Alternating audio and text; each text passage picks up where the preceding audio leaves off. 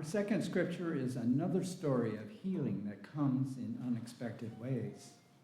Naaman seeks healing by crossing national borders and coming with pomp and circumstance. But his healing is made possible by generous servants through humble means. Naaman must choose whether he desires healing apart from privilege. Hear the story from 2 Kings chapter 5. Naaman, a general for the king of Aram, was a great man and highly regarded by his master, because through him the Lord had given victory to Aram. This man was a mighty warrior, but he had a skin disease. Now Aramean raiding parties had gone out and captured a young girl from the land of Israel. She served Naaman's wife. She said to her mistress, "I wish my master could come before the prophet who lives in Samaria. He could cure him of his disease." So Naaman went and told his master what the young girl from the land of Israel had said. Then Aram's king said, "Go ahead. I will send a letter to Israel's king." So Naaman left. He took along 10 kekars of silver, 6,000 shekels of gold, and 10 changes of clothing. He brought the letter to Israel's king. It read, "Along with this letter, I am sending you my servant Naaman, so you can cure him of his skin disease."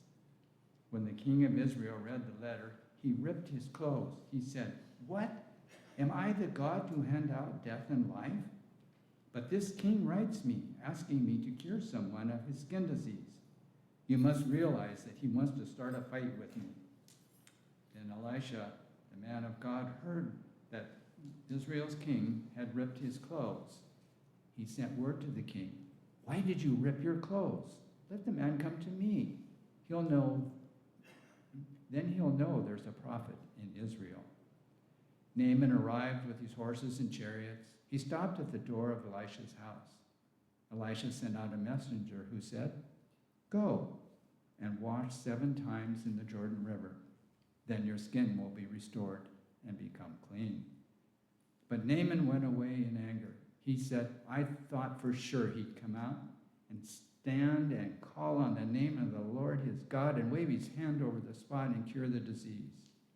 Aren't the rivers in Damascus, the Abna and the Parfar, better than all Israel's waters? Couldn't I wash in them and get clean?" So he turned and proceeded to leave in anger. Naaman's servants came up to him and spoke to him. "Our father, if the prophet told you to do something difficult, wouldn't you have done it? All he said to you was, 'Wash and become clean.'" So Naaman went down and bathed in the Jordan 7 times, just as the man of God had said. His skin was restored like that of a young boy, and he became clean. He returned to the man of God with all his attendants. He came and stood before Elisha and said, "Now I know for certain that there's no God anywhere on earth except in Israel. Please accept a gift from your servant." But Elisha said, "I swear by the life of the Lord I serve that I would not accept anything." Naaman urged Elisha to accept something, but he still refused. These are the holy words for all God's people. Thanks be to God.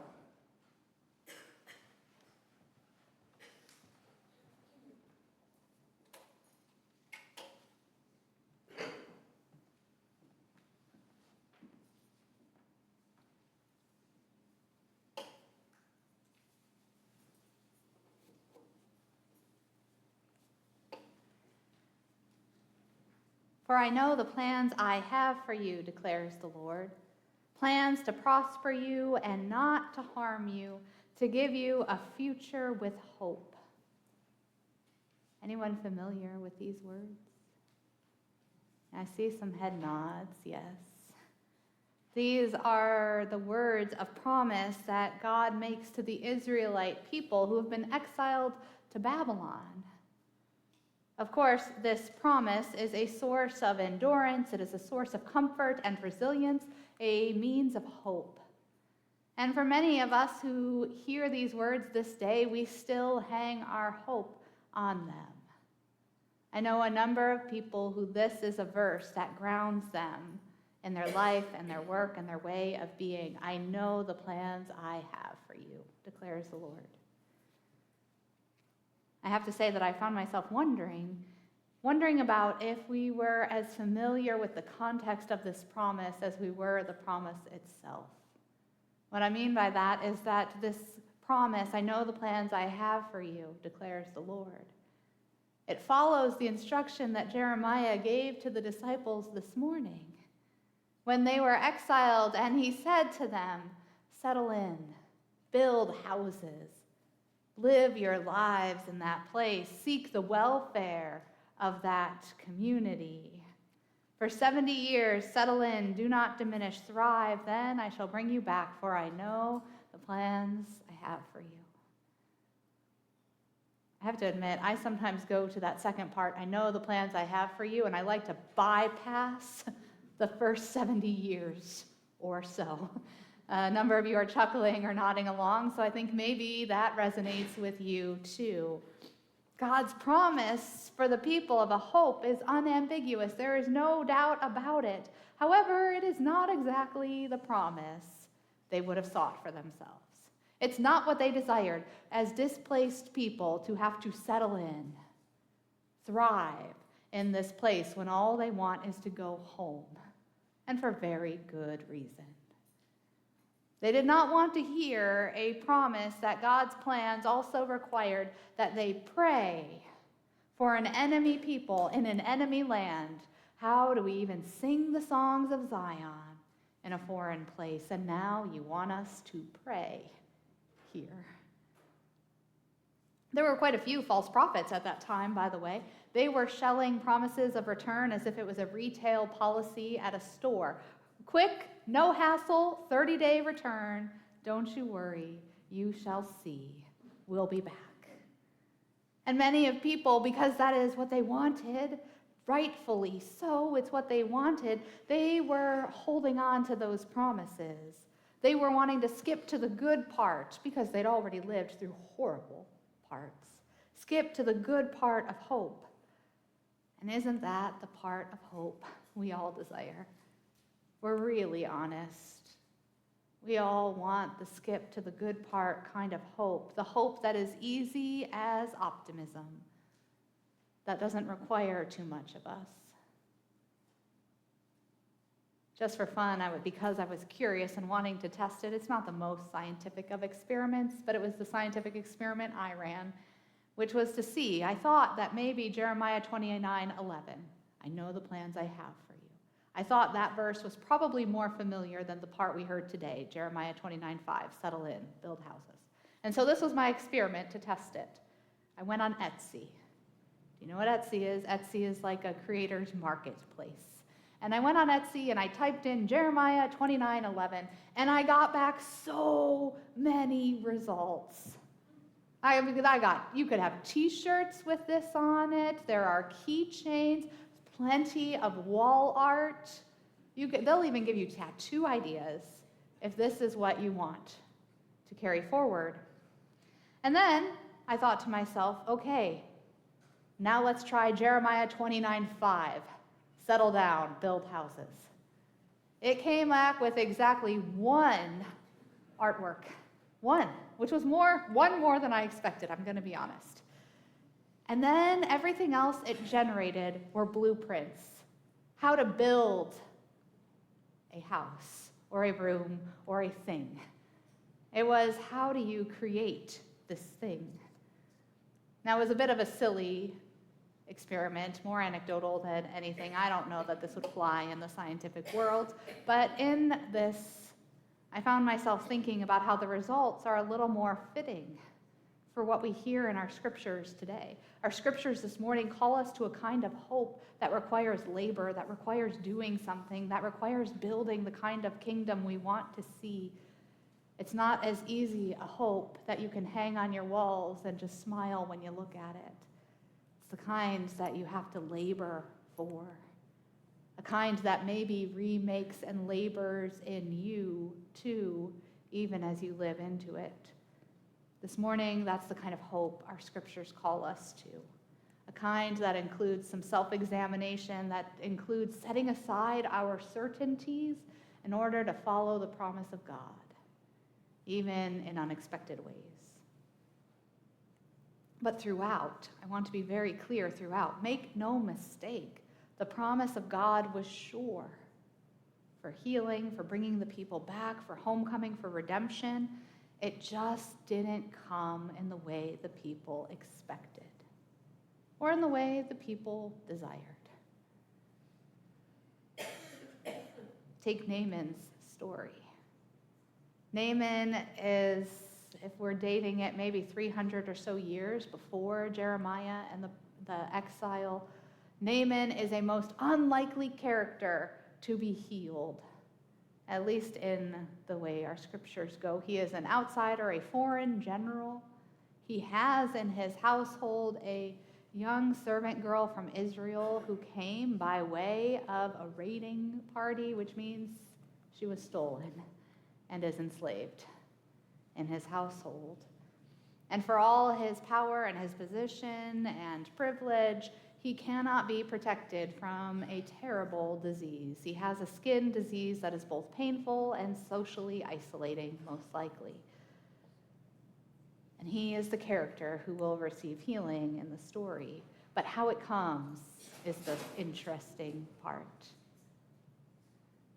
How it comes is not how you might expect. Well, maybe that it comes at all might be already against what we expect. But in a twist of power and privilege and a remarkable display of compassion, maybe some cleverness on the part of the Israelite girl, she tells her master about a prophet back home who could cure Naaman, who could heal him. And Naaman is willing to do anything it takes, we think, to go and experience healing. And so Naaman does what he knows how to do. He goes to the king and gets a letter. And then he gathers his riches for a caravan and his servants to go with him. He knows how this works, right? A little political diplomacy, a little bit of wealth, money exchanged. And so he sets off. And eventually he gets there looking for Elisha. And then when he gets there, Elisha sends a messenger to him. And the messenger says to him, quite simply, "Go, wash 7 times in the river Jordan and be clean." That healing that Naaman has been longing for is so close as the river Jordan. He has come so far. He got a letter from the king. He's brought all his wealth with him. He's willing to do anything, right? But not that. Wash in the river, that's it? I thought for sure that the prophet would come out, wave his hands, call upon the name of the Lord, meet me face to face. I thought that was how it would go. He was waiting for something more dignified, or even something extremely more costly, difficult. That healing he was longing for, he knew how it should come, if it would come at all. And now he is offended. His pride is hurt. His ego is bruised. He is angry and willing to walk away from a promise full of hope because it doesn't come the way he thought it would. It is the servants, once again, in another twist of power and privilege, in a display of courage and compassion for their master, who convince him, "Wouldn't you have done something harder if Elisha had asked you to, and you're not willing to do such a simple thing as this?" Naaman has a choice to make. Naaman, who thought he was all in on healing, willing to go wherever he could, now has a choice to make. Will he surrender to an unexpected hope, or will he return home as is? Will he give himself to a promise that dismantles his pride and comes by way of servants? Or will he return home to his riches, which cannot protect him at all? when we hear the story, it's a little easy to be like, Naaman, this is so easy. Just go wash in the river. It's so easy to hear it from a distance and be like, come on, Naaman, you've got this. But then again, I think some of us maybe know the challenge of what it's like sometimes to be Naaman. We know what it's like for our pride to be bruised and to know whether or not we will recalibrate in time. We know what it is for something to go in an unexpected way, and we have to figure out whether we will go with it or not. We know what it is to be angry and have to decide whether we will choose our anger to comfort us or the thing that will heal us. And when it's really right in front of us, we know that it's not always an easy choice. Even if hearing it in Naaman, it sounds obvious. Naaman has a choice to make. I think it is worth noting that the promise was never in doubt. The hope for healing was never in question. It was just a matter of whether Naaman would be willing to choose it. From the very beginning, we can spend more time on this than I'm going to, but from the very beginning, I think it's worth noticing who are the people who know the way to hope. Who are the people who know the way to healing in the story? In the story, it is the characters that are mostly overlooked, disenfranchised. It is the Israelite servant girl. She knows the way to hope and healing. It is Elisha, the prophet. It is Elisha's messenger, unnamed. It is all the other servants who came with Naaman who know, wouldn't you do something else? They know that the hope is there, the healing is true and real. They know the way to hope and resilience. They know what it is to have pride set aside, often by their circumstances. The people who struggle in the story around hope, around healing, the kings. Naaman, who with all his wealth and power and privilege expected it to be one way and can't fathom another. We can spend a lot of time about what that part of the story tells us about the way to hope and resilience and healing in our world. But for now, let us remember from the start, the promise was sure, the choice was Naaman's. Will he let himself be changed by an unexpected hope? Will he listen to the wisdom and experience of his servants? Will he let God's healing rework him, not just his skin, but like all of him? Read alongside the story from Jeremiah this morning, will the Israelites let themselves be changed by a hope that is not the one they prefer, even when it means settling in, building and planting and laboring, living and praying for an enemy place where they would much rather they not be? Will they choose a hope that changes the blueprint for what they had in mind? My friends, you know the next question. Will Naaman, will the Israelites, will we let God's hope work in us, not only for the outcomes we want it to, but for what needs to be transformed in us, set aside in us, reworked in us? Dear disciples, the promise that God makes, it is sure and it is not going anywhere.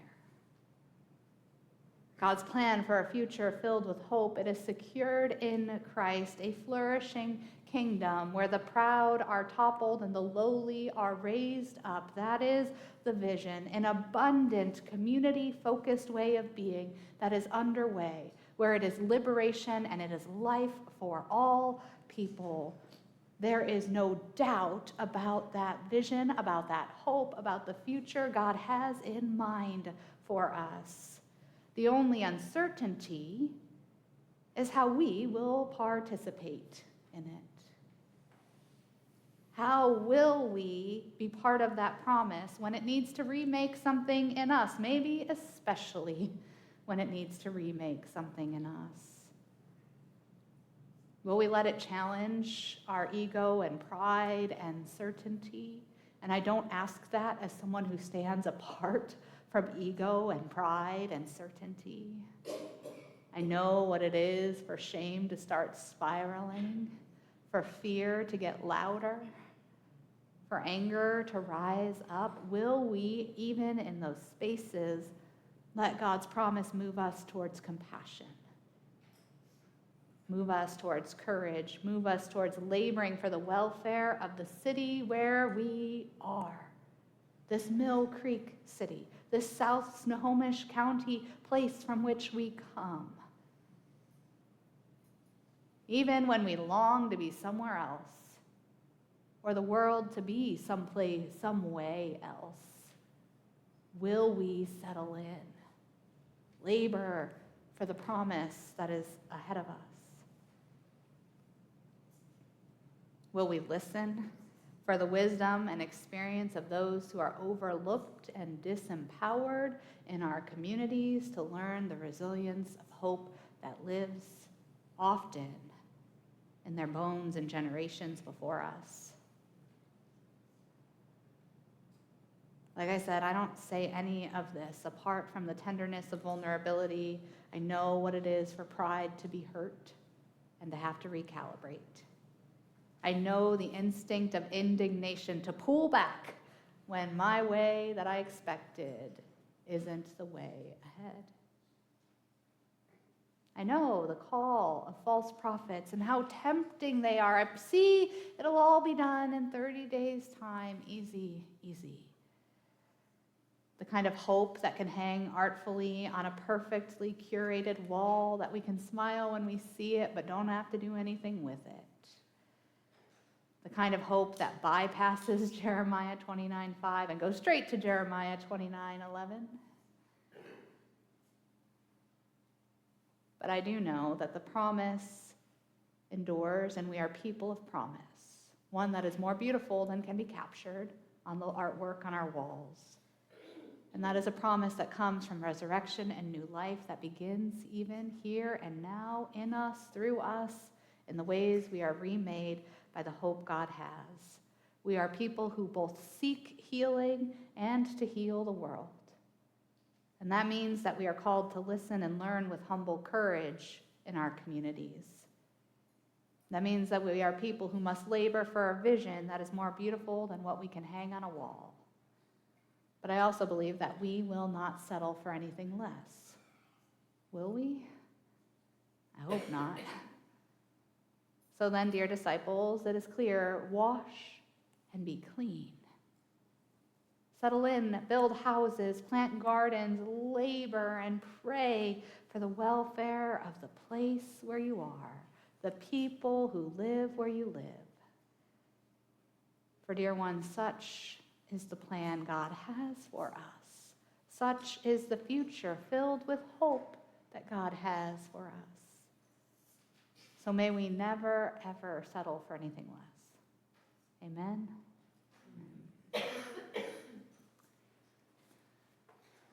This time we're invited to join in singing together a hymn of response. So let us rise in body or spirit